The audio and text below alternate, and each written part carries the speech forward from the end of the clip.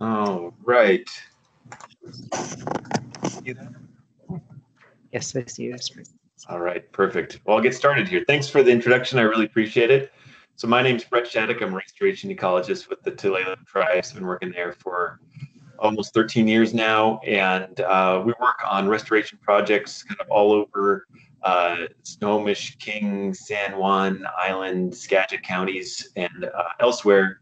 My primary role is working on kind of river and estuary and nearshore restoration, primarily for salmon-related projects. But today I'm talking about the Pilchuck River Dam Removal Project, and thank you all for joining. I really appreciate it. Real quickly, what I'm going to talk about a little bit first is provide a little bit of background on Tulalip and treaty rights in general, why Tulalip's involved in this project, some background on the project, some of the planning and the outreach that we did associated with the project, then the dam deconstruction, the fun, meaty part of it, and then some of the monitoring and some of the results we're getting from that. So first of all, the Tulalip tribes and tribes in general in this region have been here for 12,000 years or more, essentially inhabiting this place. When glaciers were on top of us, seeing the first rivers forming, seeing the first salmon come up the rivers. So this is, they view themselves as part of the natural environment, rightly so. And it's really only recently, in the last blue part of this long history, that we're seeing some pretty big, significant impacts associated with the environment and the amount of people that are around here. So the first contact with the Tulalip tribes is in 1792 from Captain Vancouver. He came in and had some nice fish, and he said that we're friendly with the native people. But over time things changed, and a lot more people started coming out here, and there were obviously conflicts over land, and so Governor Isaac Stevens was sent here by the president to start signing treaties with the various tribes in the area. And one of those treaties was called the Treaty of Point Elliott, which is what the Tulalip tribes ended up signing. And that Treaty of Point Elliott ceded quite a lot of land to other people, but it also retained some really important rights, and that included the right of taking fish in common with all citizens of the territory. And so the tribes signed these treaties. Treaties are kind of the supreme law of the land. They're supposed to be abided by quite a bit, and it was their expectation that they were going to have equal opportunities to have access to these fish and to the hunting and to the resources that they needed for survival. And that was why they signed these treaties. But unfortunately, again, that wasn't really provided to the Tulalip tribes or other tribes in this area. And when tribes went out to try to enact their treaty rights by fishing and hunting, they were stopped by the state of Washington. And so eventually, in 1970, the US government sued the state of Washington, and what was been called now the Bolt decision, which was really important because it gave the tribes 50%. It ensured that the treaty right showing that 50% of the tribes of the harvest of fish and wildlife and other resources was supposed to be designated to the tribes as part of that treaty. And also that those resources have to be perpetuated into the future. So that's why you see things like the culvert case and other things going on right now that are supposed to perpetuate those resources to continue in the future. And that's still what's going on today. That's why tribes are so involved in these processes, and we're co-managers of the resource. Tulalip tribes is just that. It's multiple tribes. It includes the Snohomish, Snoqualmie, Skagit, Swaddle, Samish, Stillaguamish, and other bands. And Tulalip really just refers to the bay where Tulalip is, where the reservation is. And there's a little under 5,000 members currently. They're still very active in their culture and their economic resources when it comes to fishing and hunting and things like that. And this is the adjudicated usual and custom area that the tribe utilizes. The orange is the Tulalip reservation, and the red is the fishing usual and the custom area. So this is the area that we normally do most of our restoration work.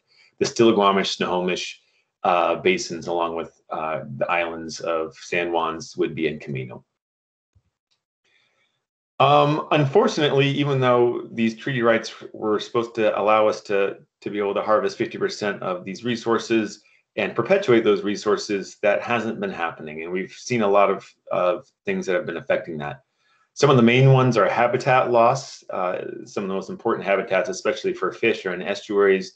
We're seeing only about 15% of that estuary is currently connected and utilized by fish. The rest of it's diked off or not connected and not being able to be used. We're seeing huge population growth, some of the fastest population growth in the nation, especially in the areas of interest to the Tulalip tribes. That has a lot of impacts for salmon and other species.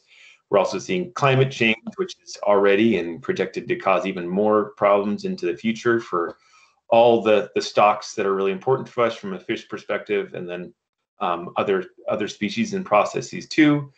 And as a result of all these issues, we're seeing record low numbers of pretty much all of our species, from Chinook to steelhead to coho to chum to pink. They've pretty much crashed, and at some of the lowest levels they've ever been on record. In fact, the last few years they have been the lowest they've ever been on record. So not a great situation. So this is Billy Frank Jr. He was a really important figure during the kind of Bolt decision timeline.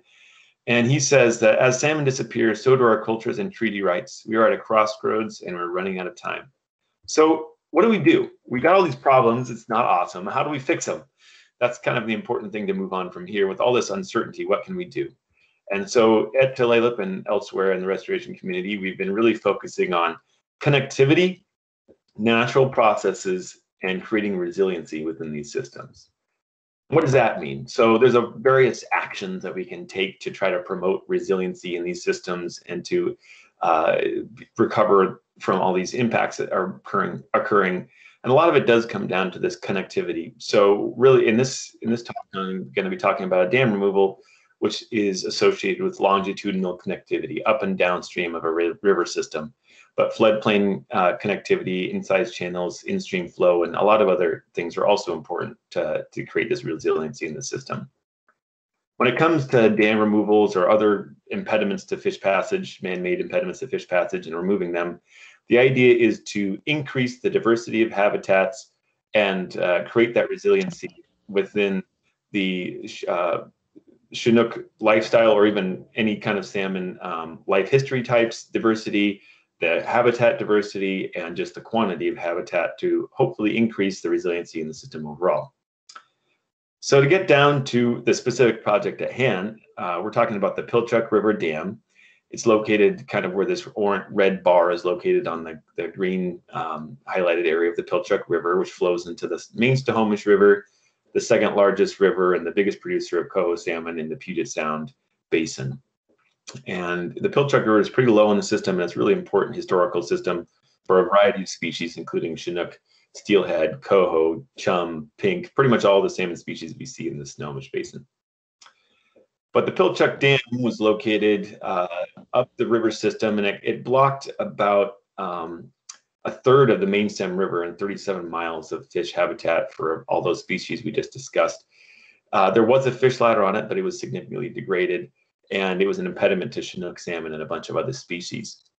The dam was installed initially in 1912 with a bigger dam in 1932 for water withdrawals for domestic use by the city of Snohomish, about 14 miles away, where a transmission main brought the water to the city. And there was an instantaneous rate of about 5.7 CFS and a little over 4,000 acre-feet per year that was able to be utilized by the city for that purpose. So there was some water withdrawals there that also affected stream flows in the river, which are significantly low, along with temperature, which is causing some issues. So there's a blockage, but it also removed water from the system. So the Pilchuck Dam is located right at this interface between the forested landscape and the downstream rural landscape, downstream rural and agricultural land uses. The dam was about 10 feet tall and 60 feet wide. On the left is the water intake facility, and on the right was a fish ladder. And it had a spillway, which was usually utilized by fish to try to get over the top of it, but they couldn't jump over the top of it. And there weren't really good, attractive flows into the fish ladder to key fish into going up. So this is what the fish ladder looks like when it's operating correctly. And even then, it was really difficult for fish to get up it because of the lack of hydraulic drop, the increased the hydraulic drop between pools. It would fill in with sediment quite often, and fish just wouldn't be keyed into it relative to the spillway during times when they were supposed to go over.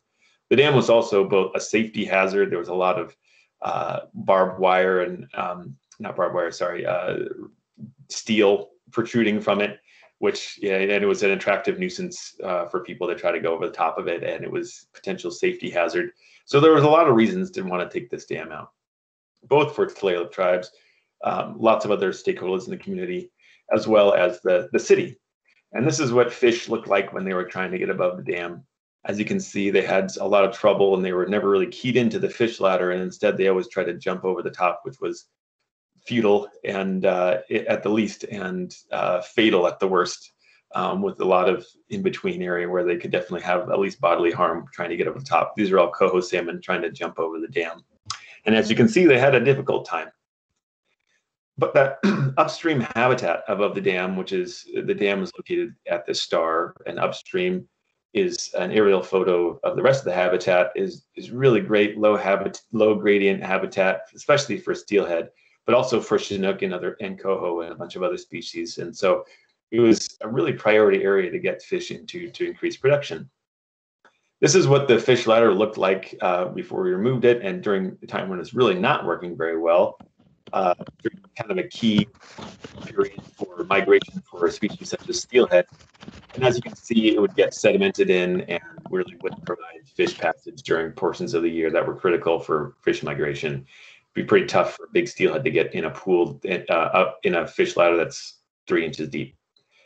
And upstream of the dam, we were kind of lucky in that it was somewhat an incised bedrock canyon, and there was some grade control. So we weren't too worried about a bunch of incision and sediment going downstream. And there wasn't a reservoir as there is for a lot of other dams. It was a run-of-the-river dam, so the water would essentially just be diverted versus having this big reservoir behind it. So we were able to have some really great discussions with the city of Snohomish. This project has been going on for a long time, but in 2018, we were able to sign an interlocal agreement with the city of Snohomish, who really were interested in removing the dam at this point. They didn't really think that they needed the water withdrawals from the city from the dam anymore, and they were able to get their water from the city of Everett instead, for a much better, reliable source of water at a much lower cost. And they needed some help, technical help, with removing the dam and with kind of salmon recovery type efforts. So they came to us and asked us if we would be willing to partner with them in the removal of the dam, and that's how we got involved in the project. So next we had to go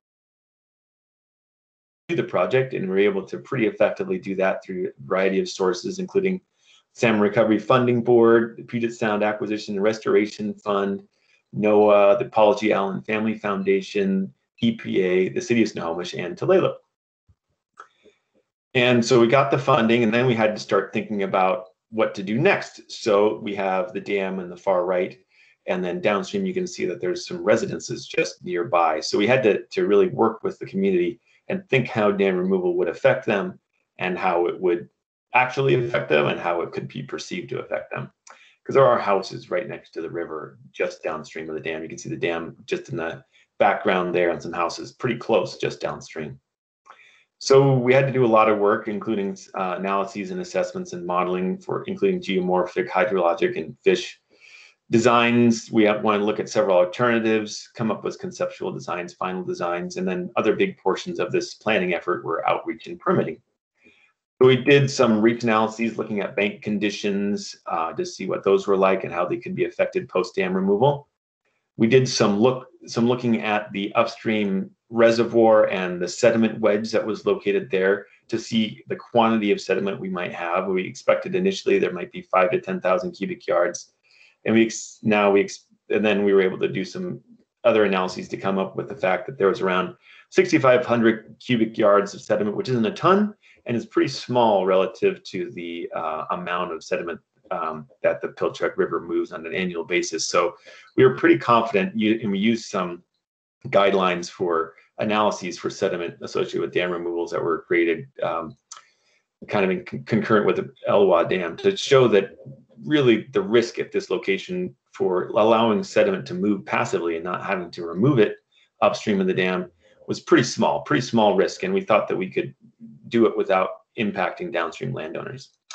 But we didn't just want to do that. So we did additional modeling efforts just to confirm those suspicions. So we did a whole bunch of work to do cross-section through the river system, and then enter that information into HEC-RAS model to look at what the dam, what the profile, the longitudinal profile of the river would look like currently, and then with dam removal. So the black line was prior to dam removal model, was actually there, and then the blue and green lines are what we expected the river bottom to look like from a sediment from an elevation perspective post dam removal 1 and 2 years after dam removal. And it kind of confirmed that we weren't too concerned about the aggradation or erosion that might occur just in that location of the dam is where most of the changes occurred. And there wasn't a ton of deposition downstream that we would think could result in flooding of adjacent landowners. We also did some basically water elevation change analyses to see if we were going to have flooding associated with those changes in bed elevations pre and post dam removal, and we found that there wasn't much of a change. So that worked out pretty well for us, and we felt pretty confident moving forward. But we had to relay that information to all the people that were downstream, along with various other stakeholders. So we started a pretty rigorous outreach campaign. This is all pre-COVID, so we hired a consultant for their outreach, and we started putting together brochures and videos and other things to start getting the word out that we're doing this project, and also that we were doing a lot of research to make sure that it was going to go well and that it wasn't going to affect the adjacent community in a negative way, and hopefully in a positive way. So there were several people we had to look at downstream. There's several parcels, lots of different owners. And so we put together these brochures, and we decided to have an open house. So we sent out a bunch of postcards to the adjacent community as well as other important stakeholders in the area. And we went door to door, and we put these little signs on people's houses and had, little conversations with them, and then invited them to this open house, which we had at the Granite Falls Library, which is a great little venue. And we were able to provide pizza, and we had a really great turnout. We just had this situation where we had a whole bunch of people at the with various posters, and people could just come in at their own leisure at any time. There wasn't any podium, so nobody was like speaking, or there was an opportunity for people to kind of get on their soapbox, but they could just come to us individually and ask questions. And I think that really provided a really great opportunity for the landowners and the adjacent stakeholders and everybody to kind of get on the same page, and to feel like we were making sure that to involve them in the process and providing them with any answers they might need. It was really great to talk to that community, and people ended up kind of really coming along and being quite happy with the project all the way through. And I think it was really due to this substantial outreach effort. So afterwards, we reached back out with more postcards saying thank you, and please ask us questions if you need anything. We developed a website. We put a webcam out that looked right at the dam location so people could see hour by hour what was going on prior to, during, and after construction. And then COVID hit, and we're like, oh man, we were really hoping to have more of these open houses, but that obviously wasn't going to happen. So we decided to really double down on our outreach, digital outreach. And so we created a whole bunch of videos, some of which got really good views. We got upwards of, I think, almost 170,000 views now on some of our videos.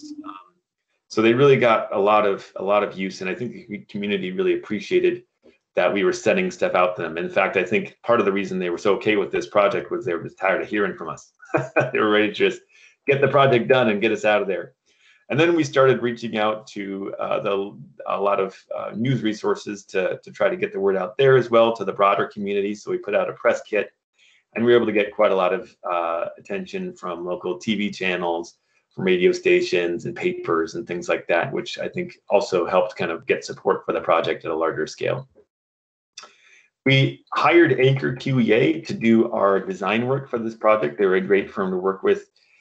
from design all the way through project implementation. We worked with them on a care water plan, a fish removal and exclusion plan while we were doing the work to make sure that no fish were hurt, monitoring and adaptive management plan to look at how we wanted to monitor the site pre, during, and post dam removal, and if there was any adaptive management needed.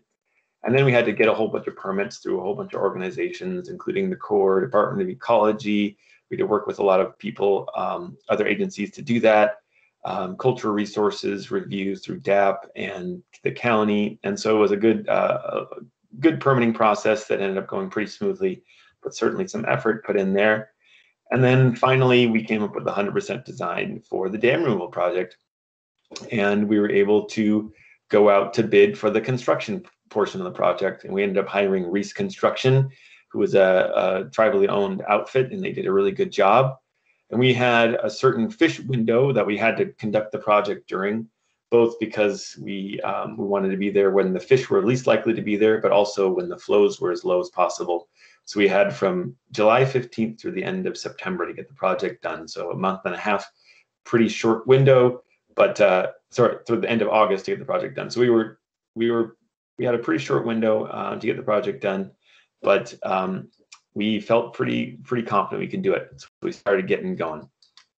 So now I'm going to show you a series of photos kind of from project start to project finish in a time lapse, and then some site specific photos of the actual project being constructed. So this is what the river looked like in June. The flows were really high, and we're like, oh man, this is kind of a high flow here. Hopefully we're able to get the flows to come down a bit before we get the project started. But luckily they did come down a bit in July when we were ready to get started. So the first thing we did was divert the river through the fish ladder. And this is what you can see here on the left bank side, the right side of the photo.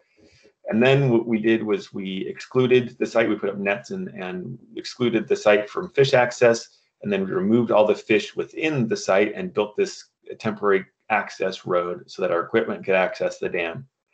Then we were able to start removing the dam after we dewatered the site. And I'll talk a little bit more about that later, but we were starting to able to demolish the dam at this point, got more demolished, continued that demolition process. And then we were able to remove this bank armoring on the right bank side, which housed the transmission main that went down to the city of Snohomish, so able to demolish that as well. Then we had to put the water through, switch the water out of the fish ladder and back through the channel that we had just constructed after removing the dam so that we could remove the rest of the fish ladder. So we removed more of that on the, you can see on the left bank here, the right side of the photo. And then we were able to, once that was all gone, we graded that side of the channel.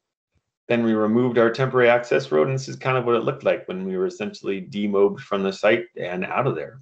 So the next job was on the river to start moving the sediment, which it did. So we got some good flows starting in September, October, which really kind of started moving stuff around as we expected it would. And this is what it looked like after the first flood. Got some more flows, things started changing, got some higher flows again. And this is more or less what the river looks like right now. Sorry, this is what it looks like right now, slight change. So yeah, we're seeing really good natural channel formation that looks almost just like the dam was never there, which is exactly what we like to see. We're really excited to see the channel just kind of taking itself back in like less than a year. Essentially just one winter, it looks pretty much like you might not ever know that there was a dam there. So now I'm going to go through some of the photos of the actual deconstruction project where you can see the equipment working and stuff like that. So first we had to demolish portions of the fish ladder so we could get the water diverted through that location and get the work site isolated. And this is what some of that work looked like, putting in these bulk bags. We ended up using some of this HDPE pipe, which I'm not sure was necessary, but it was kind of an insurance policy to get as much water out of the work site as possible. This is what that looked like downstream as we're trying to divert the water through the left bank fish ladder. And here's what it looks like when we finally got the water flowing through that fish ladder and away from the work site where the dam was going to be demolished. And here you go. This is what it looked like downstream. And now the equipment are out here building our temporary access road once we've removed the fish and put in our fish exclusion netting. And like I said, we still had quite a lot of hyporheic flow and other flow coming through into the work site, and that had to be treated before it went back to the river. So what we did was pump it through the old transmission main pipe. So we just had kind of a pool where we would use electric pumps to pump it into the transmission main, and it went down to a water treatment facility, which was just down the road a ways, into these infiltration ponds where we were able to put the water, pump the water into the infiltration ponds and just let it filter it into the ground for treatment, so we could get rid of any turbidity or high pHs. And we did see some pretty high spikes in pHs during the course of the project in that water that we were to treat. So you can see in the black line, we got some pretty high increases associated with the concrete as it was being demolished. And all that water that was high pH went down into this infiltration pond. But in the river, the yellow line shows that we never got exceeding very high pHs that exceeded our permit threshold. And we were able to retain those low pHs by simply infiltrating the water. And we never got any high pHs in the river itself. So here's Mike with his hammer out here, starting to smash the dam, which was really exciting to first see. Getting getting some progress here on the project, removing it. We just had the hammer out there pounding away with another excavator and a little track dump that would take it to take the concrete up on a terrace well above the river so that we could remove it from the site. All the concrete was eventually recycled in a Reese-owned concrete recycling facility. So here's more of that process going. We had this big concrete pulverizer dinosaur arm thing, which was kind of fun to see it working out there. And the landowners really loved watching this project happen too. So it was really fun just having conversations out there with the landowners.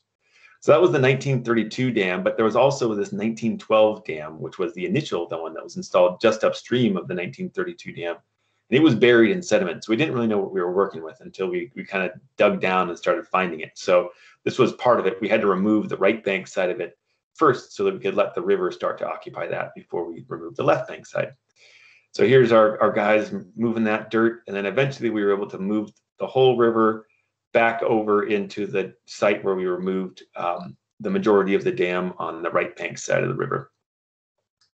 So now with the river on the right bank side, we were able to isolate the left bank side and start removing the remainder of the dam and the fish ladder. Again, all that brown water you can see was pumped to the water treatment facility for treatment.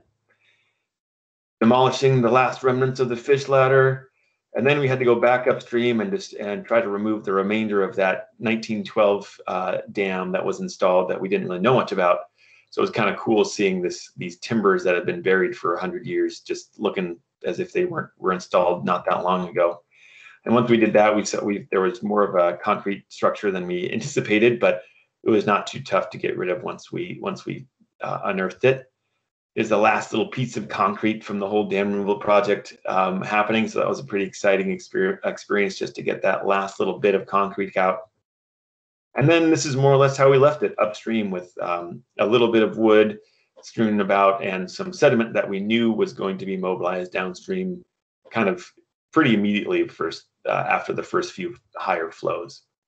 So then we started demobbing and removing our temporary access road. And like I showed earlier, this is more or less what it looked like the day we removed that temporary access road, and we're essentially ready to let the river take itself back.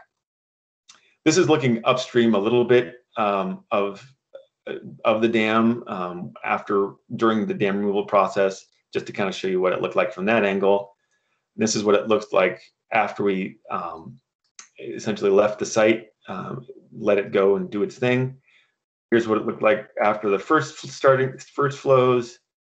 Here's after those flows, and now it's really pretty much just a natural looking channel. You can't really see it anymore. Almost all that sediment has moved downstream and out of the system. And like I said, we were doing a lot of monitoring with this project to look at what was going to happen pre, during, and after dam removal.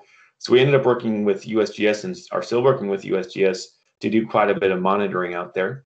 We did several cross sections throughout the site, up and downstream of the dam, we installed several of these Hobo sensors to look at more the timing of how sediment was deposited and or eroded downstream after dam removal. And I'll explain that a little bit more.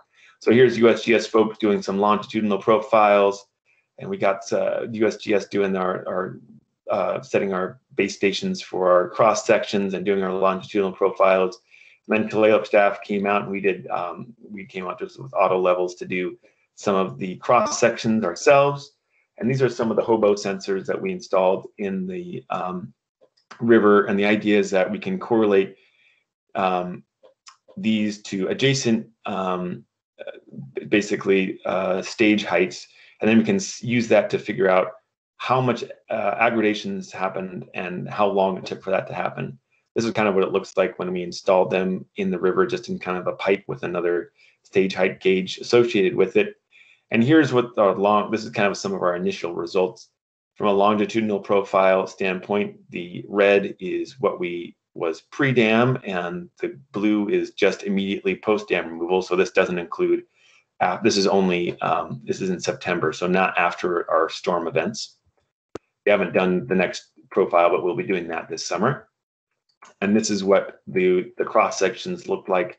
Again, the same time period. The red is pre-dam removal. The blue is post-dam removal, but not after our first storm events and sediment mobilization. But this information is a little bit more recent. So this is our Hobo installations. So again, I'll show you one more time on the map. The blue dots show where these 1, 2, 3, and 4 hobos were just downstream of the dam. And you can see that in Hobo 1 and Hobo 2, we see some aggradation, which we expected, to the tune of around 1 foot. And then Hobo 3, we see very little increase in aggradation, about 1/4 of a foot. And then Hobo 4, we see even maybe a little bit of erosion. So kind of what we expected, a little bit of deposition, not much. And we expect a lot of that to be maybe not even there after we download the remainder of the information. So that's kind of some of we're going to continue to do that work through this summer to get more information on how that changes. And with the idea of being able to show people that these kinds of dam removal projects are really effective and pretty low risk and can be conducted without having to remove sediment off-site. Other types of monitoring we're doing in conjunction with the Department of Fish and Wildlife are spawner surveys for Chinook and coho and steelhead.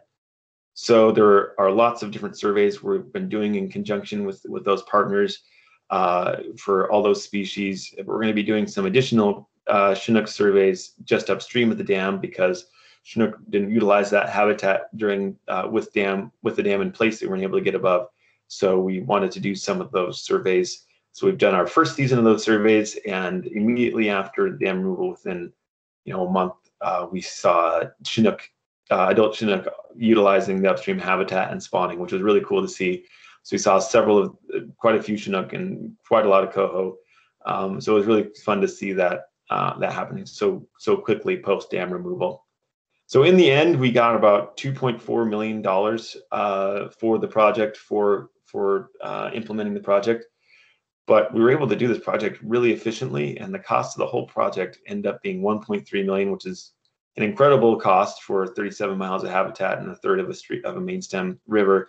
So we were really lucky to be able to do this project at such a low cost and have such savings. And all of that savings is going towards other restoration projects within this region. And so we're able to manage other projects in the estuary, in the Pilchuck River, in the Skykomish River, and elsewhere to really make that funding go farther. And that's all in collaboration and with the blessing of our funding agencies. So it's really great to do that and create new partnerships with folks like the Paul G. Allen Family Foundation and others, funding sources that we didn't really utilize in the past. That's essentially the presentation here. I really encourage you to go to pilchuckriverdam.com. We have lots of those videos I was referring to. Some of them are really, I think, pretty awesome. And you're welcome to look at information there. Otherwise, I'm happy to answer any questions, and I really appreciate your time. Thank you, Brett. Really, really awesome presentation. Any questions for Brett?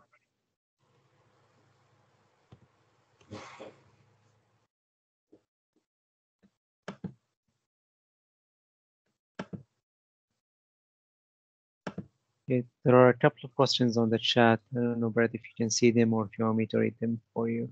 If you can read them for me, sorry, I'm trying to figure out how to stop share. I think you stopped sharing. I don't see your screen anymore. Okay, great, perfect.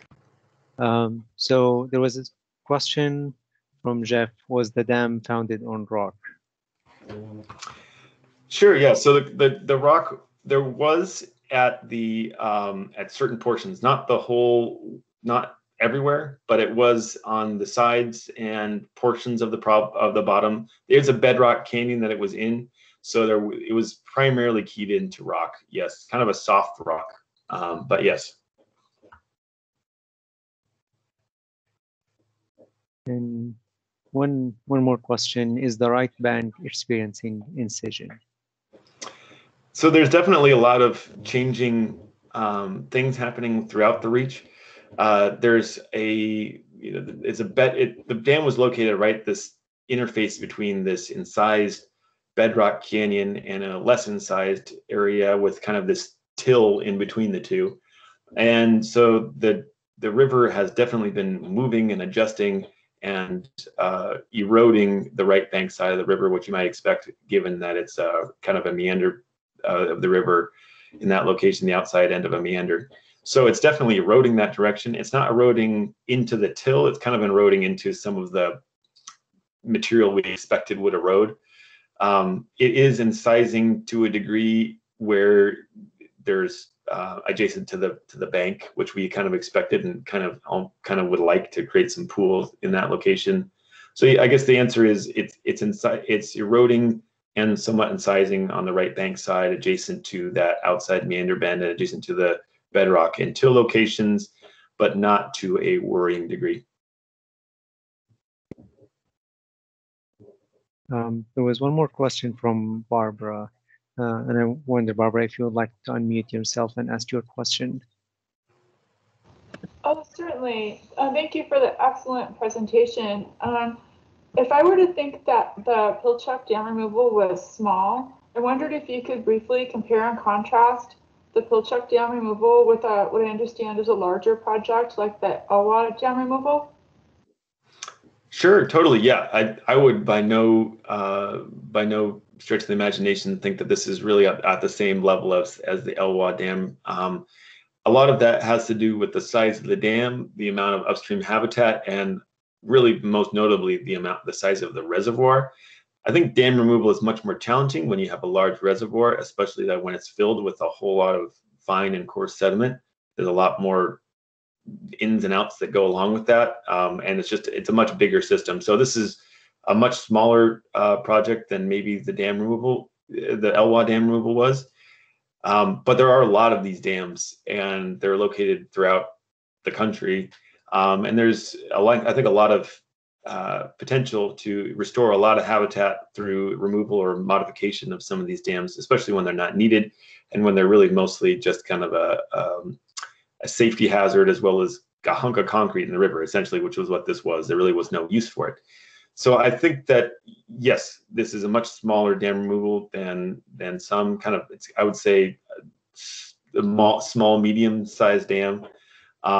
But they do, block 37 miles of habitat. It's a huge amount of habitat to fix.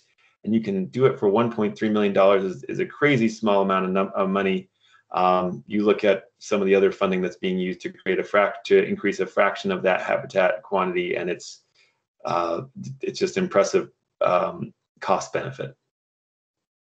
Thank you. Absolutely. I understood that. Is there also a survey of the rest of the watershed and plans to remove dams or otherwise rehabilitate other stretches of the rivers? Yeah, great. Thank you for asking. So we're fairly lucky in the Snohomish that we don't have a ton of dams in the Snohomish. We do have some. We actually are working on 2 other dam removal projects right now.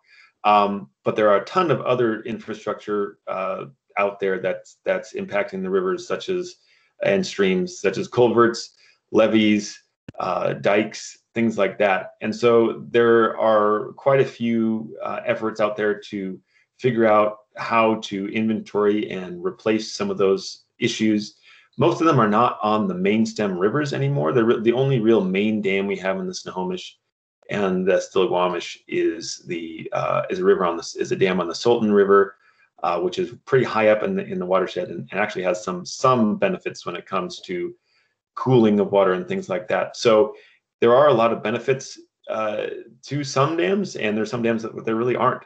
But in the Snohomish, we've really focused a lot of our efforts on the remaining dams that there are, inventorying and replacing culverts that are blockages, especially with the state, but also with private and counties and cities, and then also removing some of these other small dams. So we kind of try to do it inventory and do the worst first, and we work with several other funding agencies and other agent jurisdictions to help make that happen.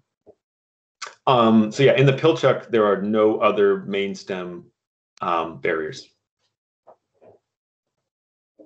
Okay. Jeff, you also had a question on the chat. Would you like to unmute and ask your question? Is this Jeff Rice you're talking to? Yes. A bunch of Jeffs. Oh, okay. No, from the photos, and I have to admit, I was kind of missed a couple little things going in and out of my office space here. But it didn't look like there was too much erosion protection placed along the banks after the dam removal. And number one, I guess, is that true? Number two, if that is true, what kinds of things are you expecting to happen? Are you just going to let it, advance naturally? Is that the plan? Yeah, thank you for asking that. And yes, that is the plan. We really wanted to advance naturally. There are a few things we did leave. There was a concrete wing wall that we left kind of at the community really wanted to keep that, which we were happy to do. I think that the impacts of that were less than it was just worth leaving it in place. But yeah, we really want this site to evolve naturally. I mean, there was quite a lot of sediment that mobilized downstream as a factor of this project. A lot of it was kind of mid-sized to coarser rock, along with some small sediment. And I think the overwhelming consensus was that the short-term impact of that was much outweighed by the benefits of the project, along with the fact that the impact of trying to install or the length of time that would take to really kind of lock the river in, number one, isn't really desired, and number two, would probably be cause more degradation to the system than trying to get in there and out there fast and let the river kind of do most of the work. Yeah, makes sense. Thank you very much. I really appreciate it. No problem. Thank you. Right, there are a couple of questions about the cost, the $1.3 million from Tom and Bill, asking about how much of that was the construction or the professional design cost. Great, thanks for asking. So the construction itself cost just about $1 million.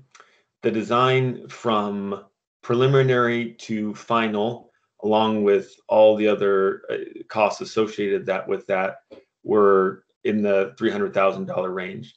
There had been quite a lot of effort, as I referred to before this, for up to preliminary designs, alternative analyses, and things like that. There was even an initial design, 100% design, for modifying the dam and continuing water withdrawals at the site, but that wasn't utilized once the dam was no longer needed for that purpose. So it's a little bit difficult to come up with the exact cost, but I would think in general, if you included the maybe just up to the preliminary designs that were done beforehand. So I would say the construction was about $1 million, and the design, if you include the preliminary design, which is actually conducted by the city of Snohomish, not Tulalip, that would, up to final design, would probably be closer to $600,000 or so. I hope that answers your questions. Again, feel free to unmute and ask more if you want to follow up. I think I see one in here. I can see some of the chat now if you want me to just kind of take them, if that works for you. Sure. Okay, great.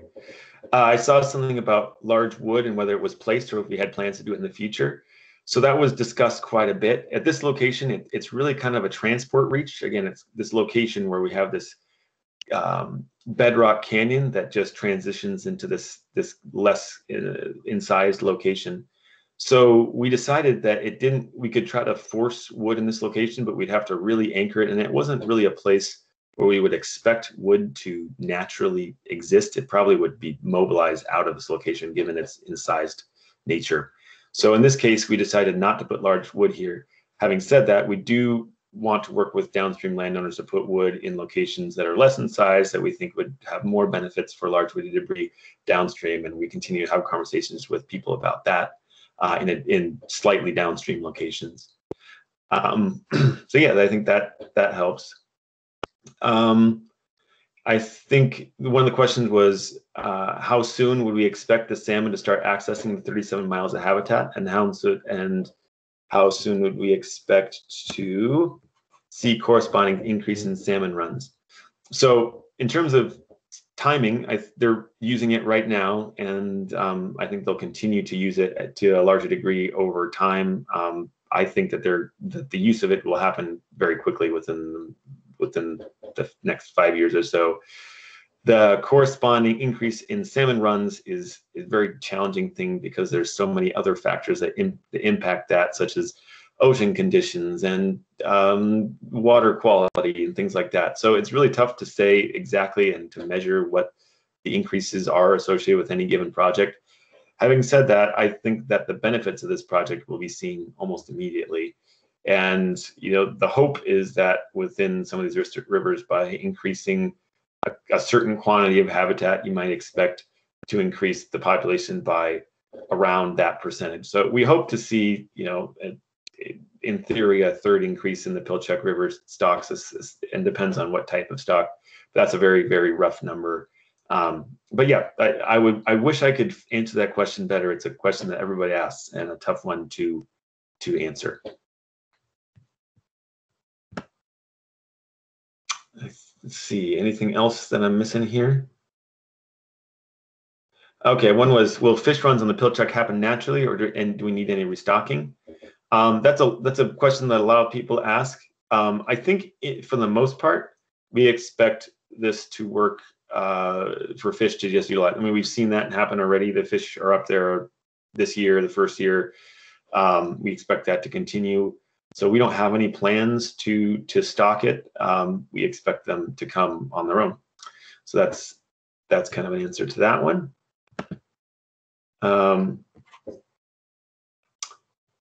Yeah, I think that's what I got now, unless I'm missing something.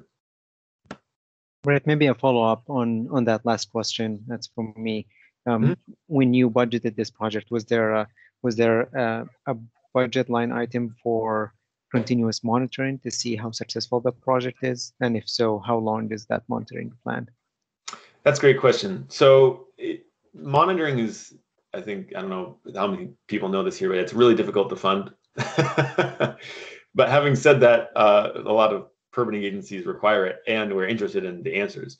So there's several ways that we're addressing that. Number one is we do have some funding set aside for monitoring at the project site and for monitoring and adaptive management. The bulk of the monitoring, like the qualitative, especially when it comes to like sediment and site evolution, is going to happen really shortly here over the next this summer.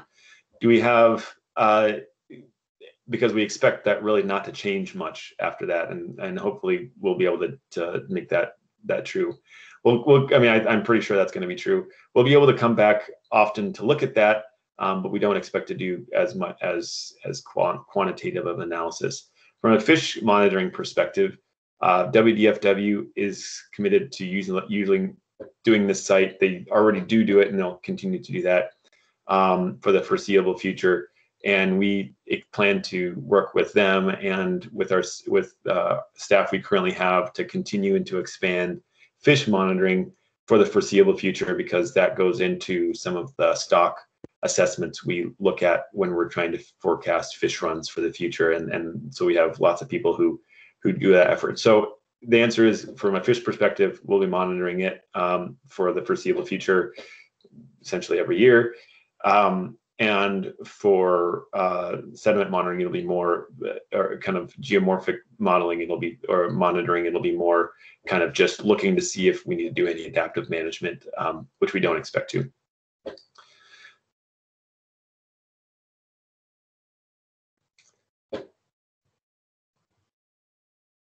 There's one more question in the chat from Barbara. Yeah, do I have any publication, magazine, or other books regarding my field that I'd recommend? That's a tough one. Man, that's tough. A lot of, I feel like in my career, a lot of what I really enjoy is just kind of talking to the practitioners and seeing the work that they've done and working with individuals. I'm trying to think of in a specific one. There's some stuff that's come out from the NOAA Science Center from Tim Beachy on recently on, or not even recently, over a long period of time, over a while, about resilience, especially in salmon, and how people can develop it in climate change. A lot of stuff I referenced here is associated with that. I'd take a peek at that in terms of some of the actions that I think are some of the most effective in terms of long-term benefits for salmon, especially natural process function related ones. So yeah, I can't think of anything right off the top of my head. I did see High Country News. I think that we were actually in that publication at one point for this project, so it's good. Definitely a tough question, but I love this question, Barbara. I think we should put that question to all our speakers moving forward, or maybe give them a heads up before for that question.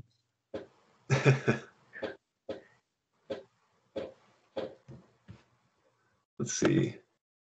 Just returned to the Pacific Northwest out of 45 years away, so we'd be interested in a few words about some of the other ongoing riverine restoration and protection efforts of the Tulalip tribes. Do we have time to answer? I'm happy to do that. Yeah, I guess we got 5 minutes here or so. So yeah, the Tulalip tribes, so I manage the restoration program of the Tulalip tribes, and we are doing a lot of stuff right now, actually. Really cool, fun projects. We're working with the Stillaguamish tribe, who we overlap in our usual and custom area with, to just go out to look at to start designing a really big 650-acre estuary restoration project, which will be a really big, really important project for the Stillaguamish estuary. We're working in the Skykomish River to start looking at some analyses associated with an eventual restoration project on quite a lot of these side channel habitats in the Skykomish near Monroe, which we eventually plan to implement. We're working on a lot of acquisition projects within the river floodplains for eventual restoration efforts and protection into perpetuity. And those are kind of the big projects we're working on right now, but we also are working on several culvert projects, culvert replacement projects. We're working on, like I said, 2 smaller dam removal projects. So we've got a lot of stuff going on over a lot of different places. We're working really closely with Snohomish County, Washington Farmland Trust, Snohomish Conservation District, and others to try to develop some what we call multi-benefit projects where we can hopefully lift interests associated with fish, with farming, and with flooding simultaneously.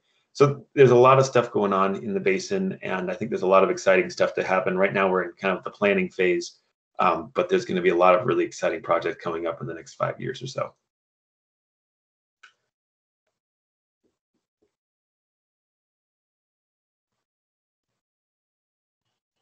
Okay. So we got one last question. If you have one minute to get to that question from Guy. Yeah, there was a discussion about what's going to happen in the 15-mile pipeline. Utilize it for extended water service or to abandon it. So right now, some of that pipeline is utilized. There's certain people who plug in directly to it, kind of from the city to elsewhere, and so that's something the city's working with to work with those water users to figure out what the long-term plan is in that location. It's currently that water is being serviced by the city of Everett, and continues to do so. In the long term, they might have to be some other way to fix that because it's deteriorating, but that's kind of up to the city. There are portions of the transmission lane that aren't used for water currently that are also associated with bank armoring and other things that aren't necessary. So we are trying to work with landowners and with the city to remove sections of that pipeline where it is impacting the river. So we're trying to work with them to see how we can do that. All right. I think with that, we're getting close to the hour. So I'd like to thank Brett one more time for an excellent presentation on the pictures and all the really excellent work that you presented, Brett. You really told the story really well. Really glad to see that project happening, and I'm really excited and really happy to see the outreach work that was done to facilitate this project. I think it's not always the case for many of the engineering work that we do, that we often leave that piece, and most of the time that leads to some unfortunate results. So with that, I'd like to thank you one more time. I think you left your email the very beginning of the chat. If you have it on the slides, we'll share the presentation on YouTube, and the slides will be there for those who would like to access to it. If you don't mind writing the project website for those who would like to read more about the project itself and learn more about where the project is going in the future. And I think with that, that's all we have. Please join us next month for our June lunch, our brown bag lunch presentation to talk about something really interesting. It's using biomimicry with engineering and nature, and engineering with nature. Should be another fun presentation. So with that, thank you all for tuning in, and we'll talk to you all next month. Thank you very much, everybody. Thanks, Brett.